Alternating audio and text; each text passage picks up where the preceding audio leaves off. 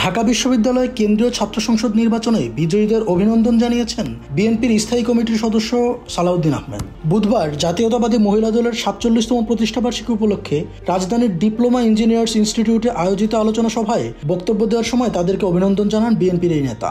অভিনন্দন জানাই যারা ডাকসু নির্বাচনে জয়ী হয়েছে তাদের। সালাউদ্দিন আহমেদ বলেন, ডাকসুতে যারা বিজয়ী হয়েছে তাদের অভিনন্দন জানাই। এটা গণতন্ত্রের রীতি। গণতন্ত্রের রীতি মেনে সবাইকে অভিনন্দন জানাতে হবে। যেহেতু বহুদিন পর নির্বাচন হয়েছে, কিছু ত্রুটি বিচ্যুতি হয়েছে। বিজয়ীদের ব্যাপারে তিনি বলেন, আমার মতে বাংলাদেশ ইসলামী ছাত্র শিবির ডাকসু ভোটে অংশগ্রহণ করেনি। ঐক্যবদ্ধ শিক্ষার্থী জোটকে অভিনন্দন। প্যানেলটা ছিল ঐক্যবদ্ধ শিক্ষার্থী জোট।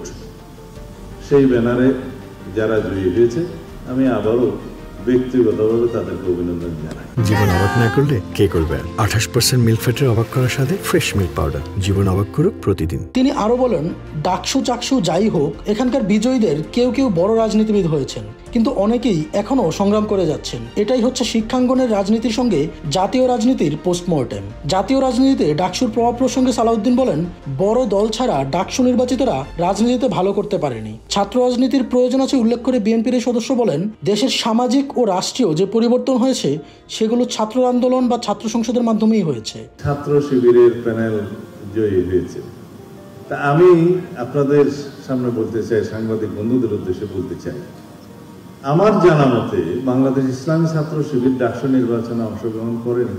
প্রসঙ্গত, ঢাকা বিশ্ববিদ্যালয় কেন্দ্রীয় ছাত্র সংসদ নির্বাচনে শীর্ষ 3 পদে বিজয়ী হয়েছেন ছাত্র শিবির সমর্থিত প্যানেল ঐক্যবদ্ধ শিক্ষার্থী জোট। এর বাইরে সম্পাদকীয় এবং সদস্য পদগুলোতেও অধিকাংশই ওই প্যানেলের প্রার্থীরাই বিজয়ী হয়েছেন। ডেস্ক রিপোর্ট, জয় দিন।